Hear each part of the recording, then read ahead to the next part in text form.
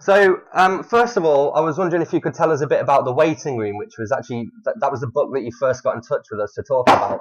Definitely. So I tell people that it's about the afterlife, but as I'm getting more and more reviews, people are mainly focusing on the romance aspect of the novel, which is fine. I like that, but definitely unexpected for me because as an author, I kind of focus more on the philosophy end of the novel and reincarnation, the possibility of meeting up with another soul after you die.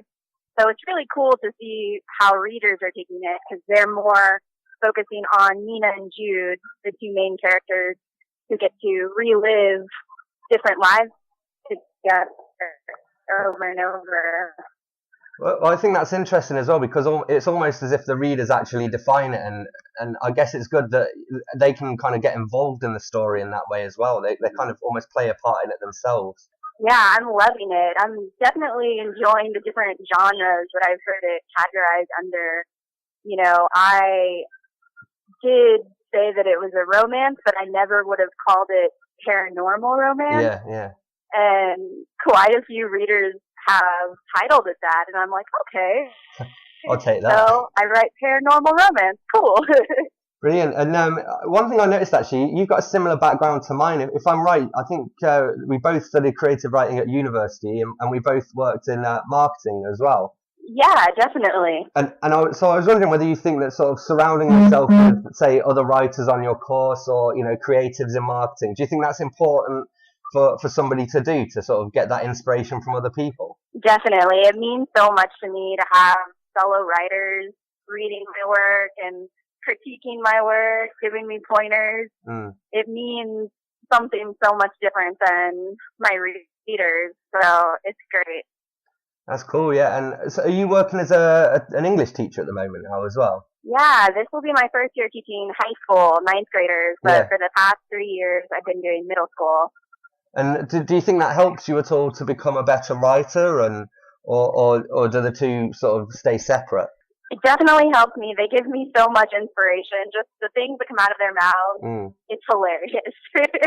And have you ever kind of reused any of the things they've said? You know, any lines they've said or any thoughts they've had? Oh yeah, definitely. I even used their names in my novel. I don't know if they'll ever find that out since my novel's not exactly a kid's book. But I just love their name so much, so I was like, I'm gonna use that. Yeah, that's fair enough. Yeah, and so I guess one thing as well that I was interested in is how does the waiting room compare to your own beliefs of what happens after we die? If you don't mind talking about it. Oh, that's fine. I definitely think that reincarnation could be a possibility, but I'm not what you would call a believer. I just have always thought that it would be an amazing thing to happen after death. Yeah. But I'm kind of more on the stance of we'll see what happens. Yeah, best way really, I suppose, isn't it? So say if one of your students came up to you and they told you that they had dreams of becoming an author, what would you sort of say to a youngster who was wanting to become an author in the future?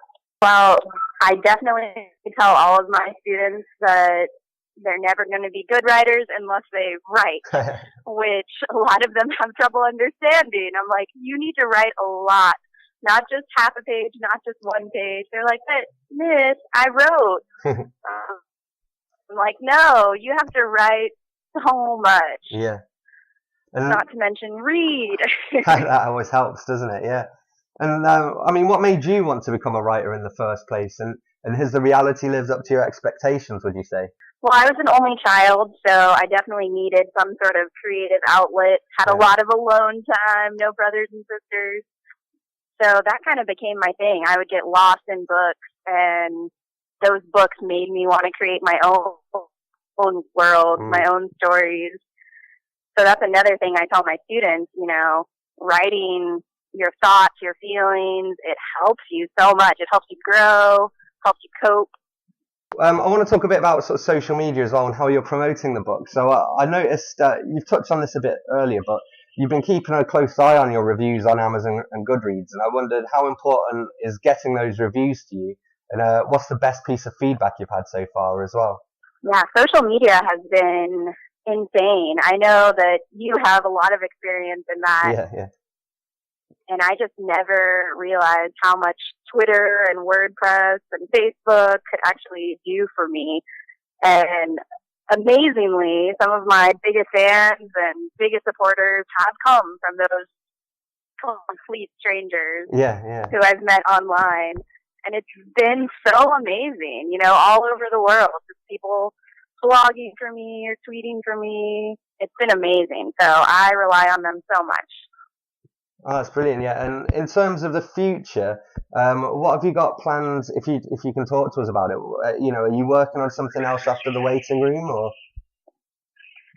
I definitely want to start my new novel soon. I have one chapter written, but I'm not exactly sure if that's going to go anywhere. Yeah. But right now I'm focusing a lot on marketing the waiting room, and I actually just got 2 offers from 2 different indie publishers who want to republish it. I saw on your Facebook page actually. You said was it? You said it's like choosing out of 2 boys who can date your daughter, wasn't it? Yes, it's crazy. I don't know what to do because I've become so accustomed to being a self-published author, and it's so hard to decide if I should just keep going and better things will come along, or if I should take one of these offers and sign a contract. It's really, really nerve-wracking. Yeah, and I've heard before as well. A lot of writers do refer to their work as almost being like babies, and there's a quote, and I can't remember who said it, but someone described editing a book as being like murdering your children. So it's kind of interesting that you picked up the same thing. Yeah, I definitely agree with that. Editing is the worst. So a few more things as well. One question we ask everybody is, what was the last book that you read, and what did you think of it? So I just got roped into starting the Lunar Chronicles. It's a YA series. I don't know if you've heard of it, but she takes fairy tales like Cinderella and kind of puts them in this futuristic, post-apocalyptic world. That's quite cool, I thought it would just be a fun, fast read. And now I am like deep in book 3 of the series. So I'm loving it. I'm definitely a fan. Brilliant. And just one last thing to end on, really. Can you tell us in as few words as possible what people can expect from your book and why they should buy it? Definitely. So if you like romance, if you're interested in the afterlife, The Waiting Room is definitely for you.